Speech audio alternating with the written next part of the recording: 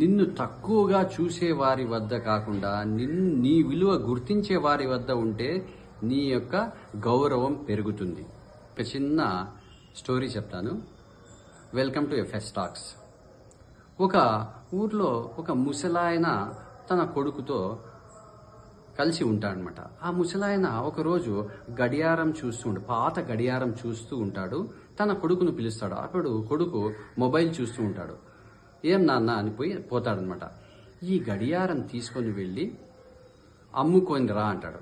ఏం ఇప్పుడు ఇంత పాత గడియారం ఎవరు తీసుకుంటారు, దీంతో ఏం అవసరం అంటాడు. ఇది అమ్మేదానికి కాదు, దీని విలువ తెలుసుకొని రా, పోయి మన బజార్లో ఉన్నటువంటి కొట్టు వద్దకు పోయి ఇది అమ్ముకొని రా అంటాడు.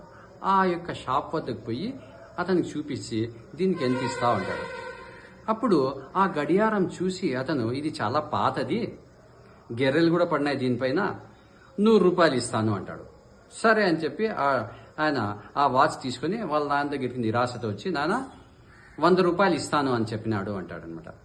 ఓకే సరేలే, ఇప్పుడు పాత సామాన్లు కొంటాడే అతని వద్దకు పోయి కనుక్కోండిరా అంటాడు. సరే వాని దగ్గరికి పోయి ఆ పిల్లవాడు అతనికి చూపించి ఆ గడియారము, ఈ గడియారం తీసుకుని ఎంత ఇస్తావు అంటాడు. అప్పుడు ఆ పాత సామాన్లు కొనేవాడు చూసేది 50 రూపాయలు ఇస్తా అంటాడు. నిరాశ చెంది వాళ్ళ నాన్న దగ్గరికి వస్తాడనమాట. నాయన ఆయన 50 రూపాయలు ఇస్తాడంట అని చెప్తాడనమాట.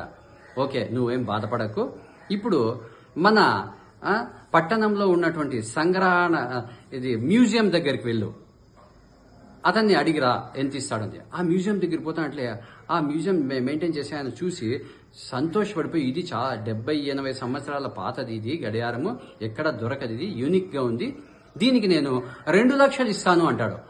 వండర్ అయిపోతాడనమాట. 2 లక్షలు ఇస్తాడని చెప్పి ఆ గడియారం తీసుకుని పరిగెత్తుకుంటూ వాళ్ళ నాన్న దగ్గరికి ఆశ్చర్యంగా వస్తాడనమాట. వచ్చి నాన్న అతను 2 లక్షలు ఇస్తా అంట అని చెప్తాడనమాట. అప్పుడు వాళ్ళ నాన్న ఆ పిల్లవానితో, బాబు తప్పు చోట ఉంటే మన విలువ ఎవరికి తెలియదు, సరైన చోట ఉంటే మన విలువ లక్షల్లో ఉంటుంది, అందువల్ల మన విలువను గుర్తించే చోట ఉంటేనే మనకు గౌరవం అని చెప్తాడనమాట. Okay thank you.